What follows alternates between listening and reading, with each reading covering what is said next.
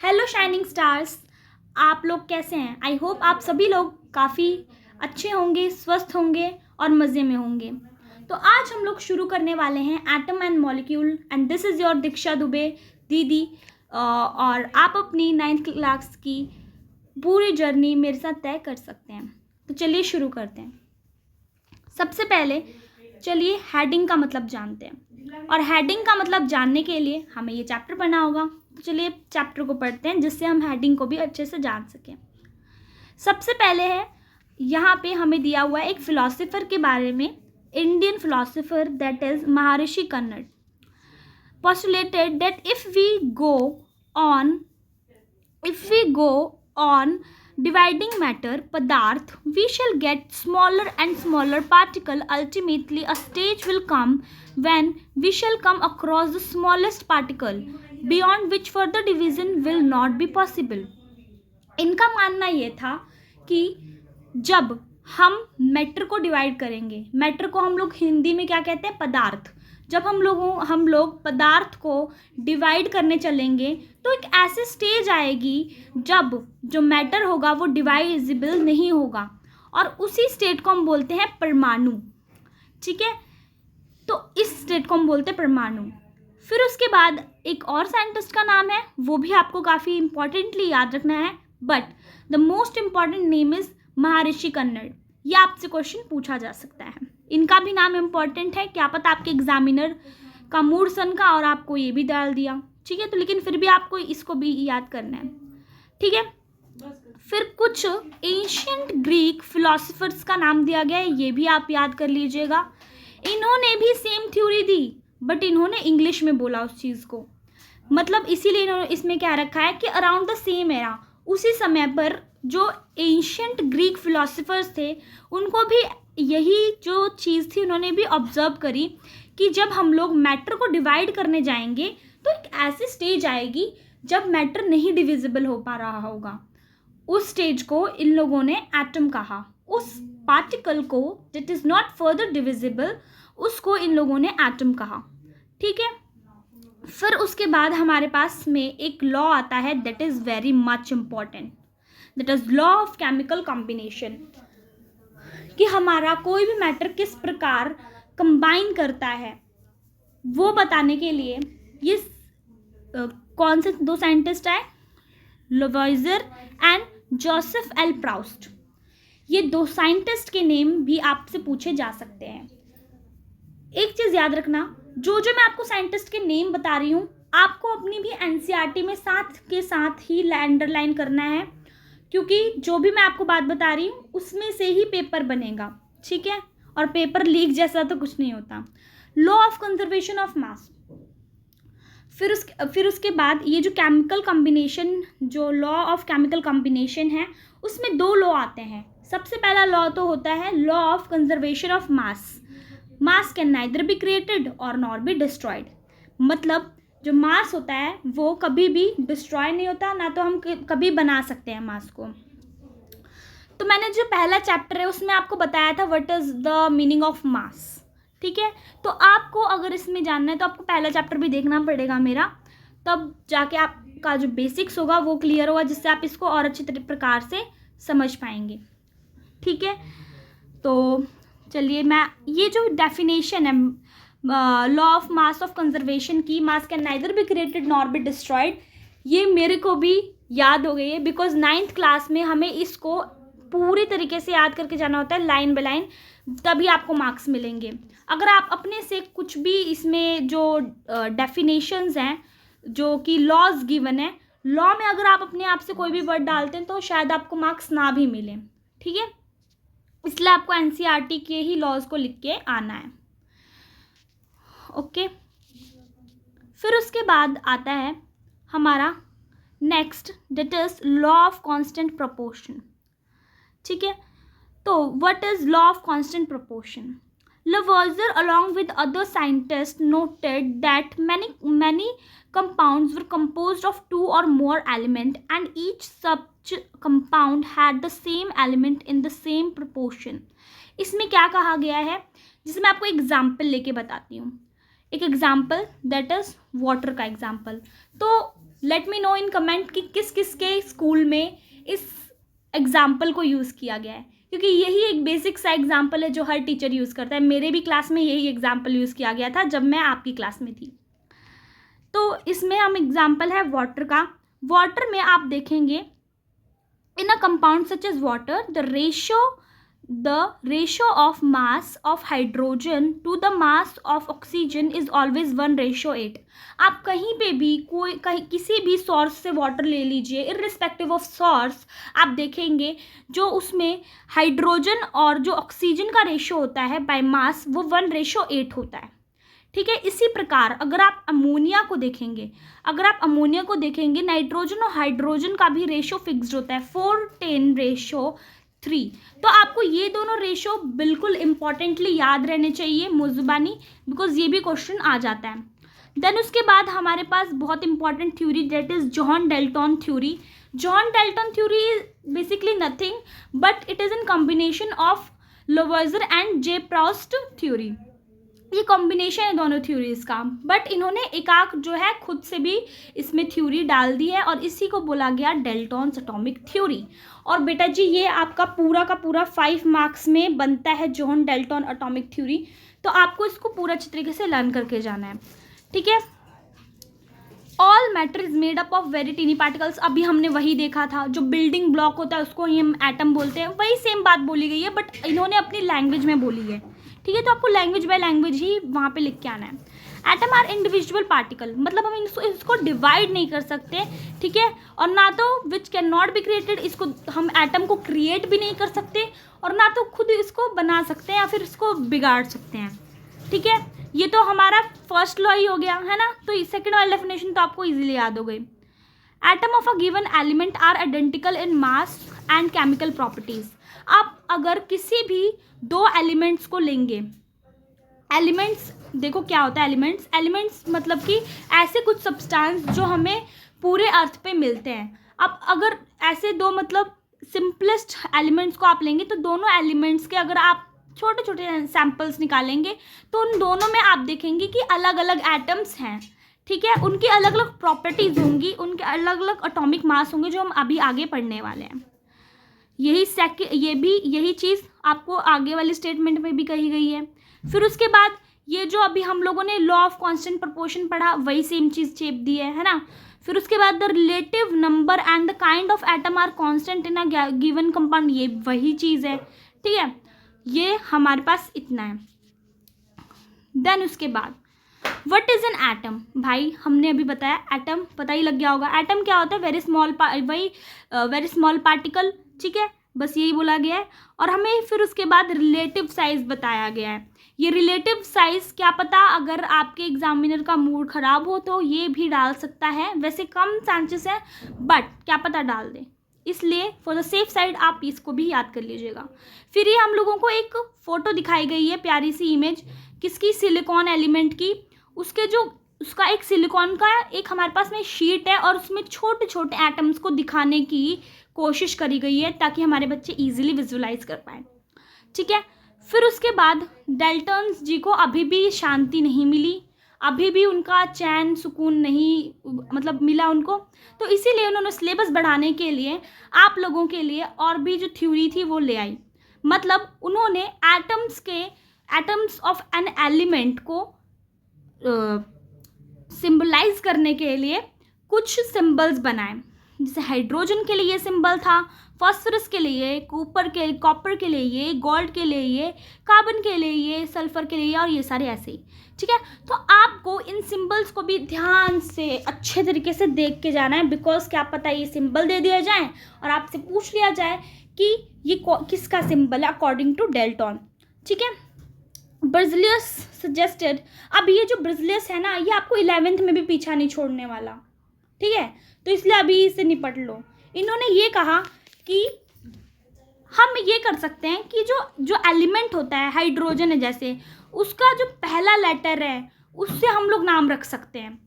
तो भाई अब लोगों को, अब जो दूसरे साइंटिस्ट हैं वो भी अट्रैक्ट हो गए, हाँ ये चीज़ सही है। ठीक है, फिर इसी तरीके से आगे मूव ऑन करते हैं चैप्टर का। ठीक है, इसमें फिर उसके बाद IUPAC नेमिंग, मतलब क्या कि ये एक तरीके की कमिटी होती है जो कि केमिस्ट्री में जो भी चीज़ें होती हैं, जो भी एलिमेंट्स होते हैं, उनका नाम रखा जाता है, ठीक है। और इनका जो ऑर्गेनिक केमिस्ट्री में भी काफ़ी ज़्यादा नेमिंग आती है। जब आप 11th बड़ी क्लासेस, हायर क्लासेस में जाएंगे तो आपको पता लगेगा कि ये काफ़ी इंपॉर्टेंट कमेटी होती है जो हर एक एलिमेंट का नाम रखती है, ठीक है। जैसे हाइड्रोजन का H, एल्यूमिनियम का Al। अब इसमें एक चीज़ और देखने वाली है कि जो इसमें एल्यूमिनियम है उसमें बिगर A और कैपिटल L ये क्यों नहीं हो सकता, ठीक है, ये चीज़ नहीं हो सकती। IUPAC नेमिंग के अकॉर्डिंग ये चीज़ नहीं लिख सकते हम लोग। A और L अगर हम एक कैपिटल लिखेंगे तो लास्ट में इसके साइड में जो है L छोटा होना चाहिए, ठीक है। इस तरीके से जैसे जिंक के लिए भी यही होता है, ठीक है। और कुछ जो एटम से जो कुछ एलिमेंट्स के एटम थे उनका नाम किस तरीके से रखा गया, लैटिन लैंग्वेज से, जर्मन और ग्रीक लैंग्वेज से कुछ नामों को उठाया गया और उनका नाम रख दिया गया। For example we have iron, that is Fe। अब Fe को हम लोग क्या बोलते हैं, बेसिकली ये आयरन होता है और ये Latin name for the ferrum जो होता है ये इसका लैटिन शब्द से जो इसकी उत्पत्ति हुई है। देन उसके बाद सोडियम, नेट्रियम वर्ड से आया है, पोटेशियम के से कैलियम वर्ड से आया है। Therefore each element has a unique name and chemical symbol, okay. Then we have the atomic mass. The most important thing is that कि the most remarkable concept that Dalton's atomic theory proposed was that of the atomic mass। ये atomic mass सबसे ज़्यादा important theory थी जो Dalton ने दी। According to him, each element had a characteristic atomic mass। The theory could explain the law of constant proportion so well atomic mass of an atom। ये तो बस ये वाला कुछ पैराग्राफ काम का नहीं है, ठीक है। Since that determining the mass of an individual atom is difficult, तो इसीलिए हम लोगों ने रिलेटिव एटॉमिक मास का जो है कॉन्सेप्ट चुना। और ये रिलेटिव एटॉमिक मास जो है किसी एक एटम का दूसरे एटम के रिलेशन में हमने निकाला। अभी आप आगे पढ़ेंगे तो आपको आगे चैप्टर में पता लगेगा बेसिकली वो थी क्या चीज़ जिससे हम लोगों ने रिलेशन बनाया दूसरे एटम्स के मास को जानने का, ठीक है। ये बात समझ में आई। और इसकी जो यूनिट होती है, इसकी यूनिट होती है U, that is U, unified mass, या फिर AMU। पहले AMU थी बट अब U कर दी गई है, ठीक है, चीज़ों को और आसान बनाने के लिए। आपको देन उसके बाद ये वाला टेबल काफ़ी अच्छे से याद रखना है कि क्या क्या सिंबल्स होते हैं, ठीक है। फिर उसके बाद हम आगे गए और आगे जाने पे हमको पता लगा कि किस तरीके से हम मास का जो रिलेशन है वो किस तरीके से निकाला गया, ठीक है। तो सबसे पहले जो हम लोगों ने एलिमेंट लिया दैट वाज ऑक्सीजन, कि हम किसी जो ऑक्सीजन है, ऑक्सीजन के रिलेशन में हम दूसरे एटम्स के दूसरे एलिमेंट्स के एटम को कंपेयर करेंगे। लोगों ने पहले ये सोचा, साइंटिस्ट ने ये सोचा, ठीक है। लेकिन इसके कुछ 2 रीजंस दे रखे हैं। आपको ये भी पूछा जा सकता है क्यों हम लोगों ने ऑक्सीजन को ही चुना। The first reason is oxygen react with a large number of element and form compound. पहला रीज़न ये था कि जो ऑक्सीजन है वो बहुत सारे एलिमेंट्स के साथ रिएक्ट करता है और कंपाउंड बनाता है।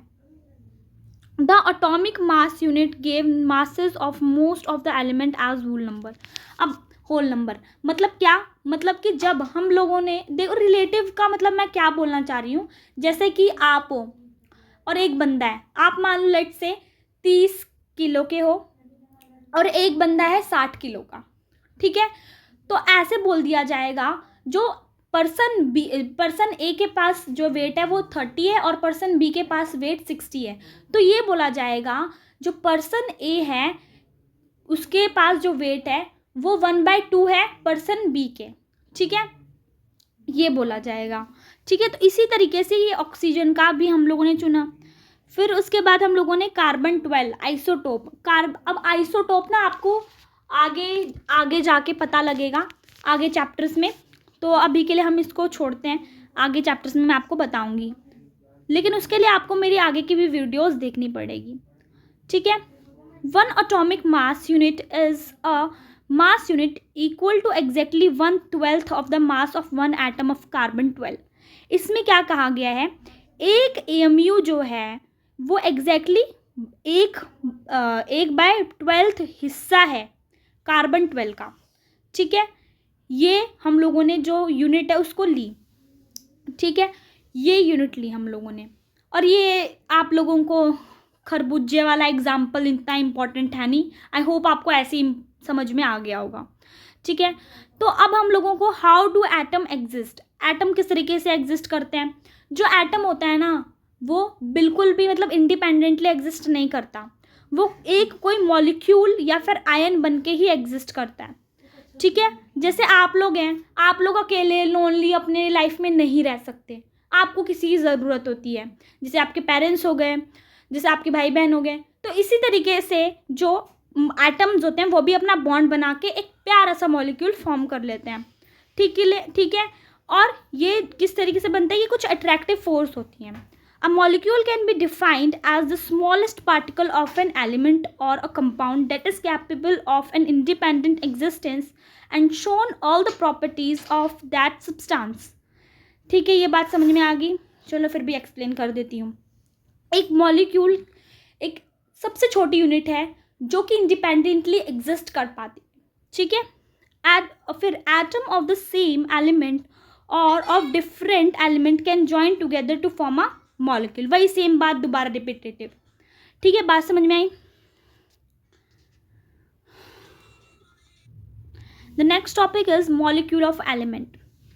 मॉलिक्यूल ऑफ एलिमेंट क्या है, मॉलिक्यूल ऑफ एलिमेंट को हम कहते हैं जो सेम टाइप ऑफ एटम से मिलके बने, जैसे कि ऑक्सीजन 2 एटम्स मिलते हैं और वो दोनों एटम्स किसी सेम एलिमेंट के हैं, तो उसी को हम बोलेंगे मॉलिक्यूल ऑफ एलिमेंट, ठीक है।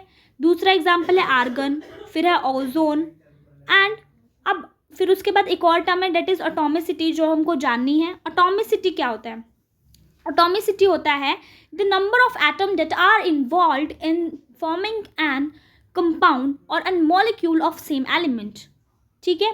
इसको हम बोलते हैं एटॉमिसिटी। मतलब हिंदी में बोला जाए तो कितने नंबर ऑफ एटम्स इन्वॉल्व हैं किसी भी मॉलिक्यूल को बनाने में, ठीक है।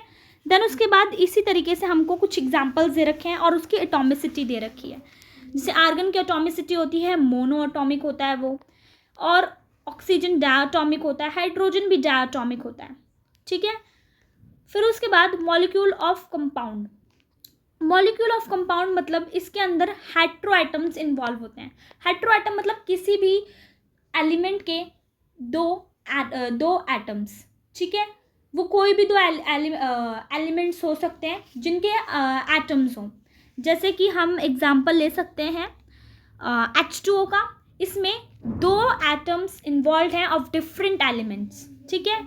मॉलिक्यूल ऑफ कंपाउंड्स में डिफरेंट एटम्स होने चाहिए डिफरेंट एलिमेंट के, ठीक है। ये हमको कुछ एग्जांपल्स दे रखे हैं that you have to learn, ठीक है। और ये जो मास रेशो है ये पूछा जा सकता है आपसे। What is an ion, ion क्या होता है, ऐसे कंपाउंड जो मेटल और नॉन मेटल के द्वारा बनते हैं उनको हम बोलते हैं चार्ज स्पीसीज और आयंस। ये जो पॉजिटिवली चार्ज होते हैं उनको हम एनायन बोलते हैं, नेगेटिवली चार्ज को एनायन बोलते हैं और पॉजिटिवली चार्ज को कैटायन बोलते हैं। जैसे हम एग्जांपल ले सकते हैं NaCl, जो Cl होता है हमारे पास में नेगेटिव चार्ज्ड पार्टिकल, तो इसीलिए हम उसको बोलेंगे एनायन।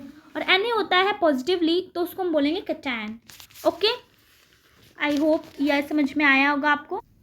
नाउ अब हम जानते हैं किस तरीके से केमिकल फॉर्मूले लिखते हैं। मतलब आप लोग भी अब एक साइंटिस्ट बनने जा रहे हैं, केमिस्ट बनने जा रहे हैं, आप खुद अपने हाथों से केमिकल फॉर्मूले लिख सकेंगे, ठीक है। तो चलिए शुरू करते हैं। The chemical formula of a compound is a symbolic representation of its composition। तो केमिकल फॉर्मूला क्या है, केमिकल फार्मूला बेसिकली किसी भी कंपाउंड का होता है जो एक सिंबॉलिक रिप्रेजेंटेशन होता है, जो उसकी कंपोजिशन को, मतलब उसके जो इंग्रेडिएंट्स हैं, मतलब जिस भी एटम से वो बना है उसको दिखाता है, ठीक है, उसकी कंपोजिशन को दिखाता है। The chemical formula of different compound can be written easily, हम इसको आसानी से लिख सकते हैं।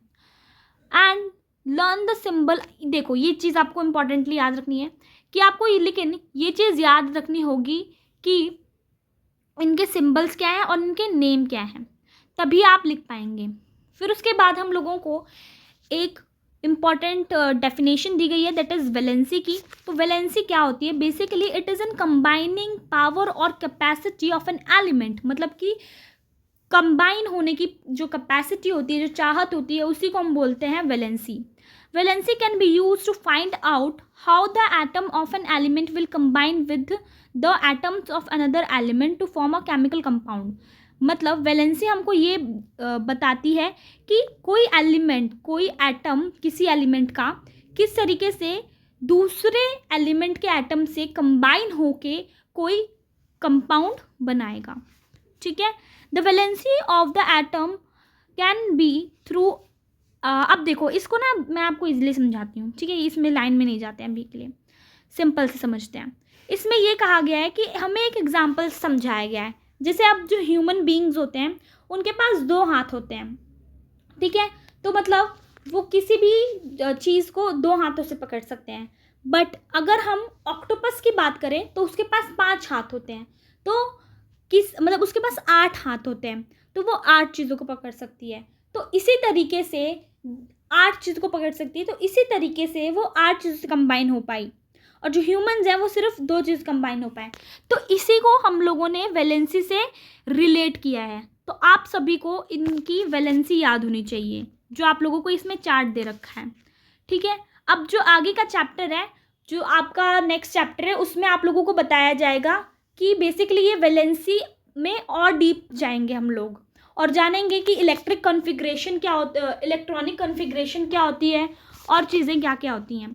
लेकिन अभी के लिए आप लोगों को ये चार्ट याद करना है, और आप ये भी कर सकते हैं कि इसमें लिख के और आप अपने घर में चिपका लीजिए, और डेली सुबह इसके दर्शन करिए और आपको इजीली लर्न हो जाएगा, ठीक है। तो चलिए अब हम इसके कुछ रूल्स भी समझ लेते हैं, रूल्स एंड रेगुलेशन। जैसे गेम्स के रूल्स एंड रेगुलेशन होते हैं, उसी तरीके से इसके भी रूल्स एंड रेगुलेशंस हैं, जो आपको भी फॉलो करना होगा केमिकल फॉर्मूला लिखने में, ओके। तो first of all the first rule is the valencies और the charge on the ion must be balance, मतलब कि यहाँ पे बैलेंसिंग होनी चाहिए। बैलेंसिंग तो बेसिकली लास्ट स्टेप होता है, ठीक है, जब आप सारे जो पूरा फॉर्मूला लिख लेंगे तब आप बैलेंसिंग करेंगे। ये तो मैं आपको लास्ट में स्टेप बताऊंगी। When a compound consist of a metal and non metal, the name और symbol of the metal is written first. सबसे पहले हम क्या लिखते हैं? जो मेटल और नॉन मेटल जो भी आपके पास गिवन है एलिमेंट, उस एलिमेंट का सिंबल लिखते हैं, ठीक है, जैसे इधर लिखा गया है सेम वे में, ठीक है। फॉर एग्जाम्पल, यहाँ पे एक एग्जाम्पल भी दिया गया आप सभी को। The example is calcium oxide, sodium chloride, iron, sulphide, copper oxide, इन सब के एग्जाम्पल्स रखे हैं। Where oxygen, chlorine, sulphur are non metals, इसमें जो ये सारे हैं ऑक्सीजन, क्लोराइन, सल्फर, ये नॉन मेटल हैं, और are written on the right side, इन लोगों को राइट साइड में लिखना है, ठीक है। जो नॉन मेटल्स होंगे उनको राइट साइड में बेसिकली लिखना है। Where as the calcium, sodium, iron and copper are metals, तो उन लोगों को लेफ्ट साइड में लिखना है। In compounds formed with polyatomic ions, मतलब इसमें पॉलीएटॉमिक आयंस मतलब कि एक को हम बोलते हैं लीनियर, और पॉली क्या होता है? एक से ज़्यादा को हम लोग बोलते हैं पॉली, ठीक है। पॉलीएटॉमिक मतलब कि एक से ज़्यादा एटम वाले आयंस को। The number of ions present in the compound is indicated by enclosing the formula of ion in brackets, जैसे इधर ब्रैकेट में लिखा गया है, मतलब जैसे ये है, ठीक है, यहाँ पर जो वैलेंसीज हैं इसको ब्रैकेट में लिखा गया है, इसी को बोला गया है। In case the bracket number of polyatomic ion is 1, the bracket is not required. अगर मान लो यहाँ पर हमारे पास में 1 होगा तो ब्रैकेट लगाने की कोई भी आवश्यकता नहीं है, ठीक है। तो इस तरीके से तो आपको समझ में नहीं आया होगा, तो मैं आपको एक प्यारा सा एग्जाम्पल लेके समझाती हूँ। जैसे कि यहाँ पे हमारे पास में है हाइड्रोजन क्लोराइड का लिखना है, तो पहले हम लिखेंगे यहाँ पे एक साइड में हाइड्रोजन, एक साइड में क्लोराइड। हमें ये चीज़ ध्यान रखनी है, जो नॉन मेटल होगा ना, नॉन मेटल को हम लोगों को नॉन मेटल को राइट साइड में लिखना है और जो मेटल है उसको लेफ्ट साइड में लिखना है। फिर उनकी जो है वैलेंसीज को लिखना है। फिर जैसे आप लोगों ने अक्षय कुमार की वो जो मूवी थी वो देखी होगी, उसमें उसका एक स्टेप होता है ऐसे फिंगर करने वाला है, तो ऐसे करके और ऐसे करके फिंगर करने वाला। तो आप उससे याद रख सकते हैं कि हेरा फेरी में इस साइड की वैलेंसी इस साइड से मल्टीप्लाई और इस साइड की वैलेंसी इस साइड से मल्टीप्लाई। तो इसी तरीके से आप किसी भी कंपाउंड का फॉर्मूला इजीली लिख सकते हैं। ठीक है, तो कॉन्ग्रेचुलेशंस, आप भी एक केमिस्ट बन गए। जस्ट मजाक कर रही हूँ, अभी तो बहुत सारी चीज़ें बाकी हैं। ऐसे आप लोगों को काफ़ी सारे एग्जाम्पल्स दे रखे हैं जो आप इजीली देख सकते हो। ठीक है, आप खुद भी लिख के देख सकते हो। अगर आप लोग बोलेंगे, आप डिमांड करेंगे, तो मैं आप सभी के लिए ये वीडियो सेपरेटली बना दूंगी क्वेश्चन आंसर की। ठीक है, इसी तरीके से note that the formula of calcium hydroxide is this not this. यहाँ पे ब्रैकेट में लिखना है, जो इस वाले की होगी तभी तो पता लगेगा ये पूरे पे ब्रैकेट है। ठीक है, एक पे ब्रैकेट नहीं है।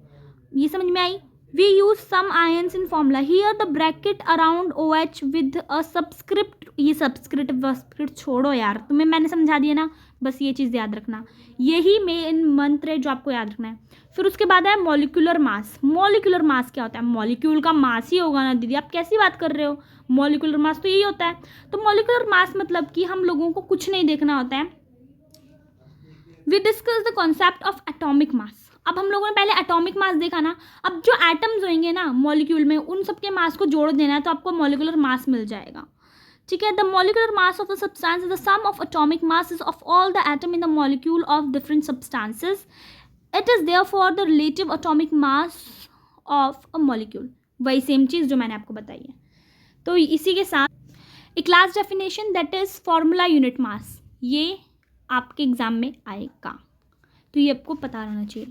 The formula unit mass of a substance is the sum of atomic masses of all atom in formula unit compound. ये बेसिकली मॉलिक्यूलर मास की तरह ही है, बट इसको फॉर्मूला यूनिट मास बोला गया है। ठीक है, formula unit mass of a substance is the sum of atomic masses, मतलब जो एटॉमिक मास होते हैं उनका सम होता है ऑफ ऑल द एटम्स, हर एक एटम्स का in the formula unit compound. Formula unit mass is calculated in the same manner as we calculate the molecular mass। आप जब बड़ी क्लास में जाएंगे तो उसमें डिफरेंस भी एक बता रखा है, चलो इस डिफरेंस को आप याद कर सकते हो।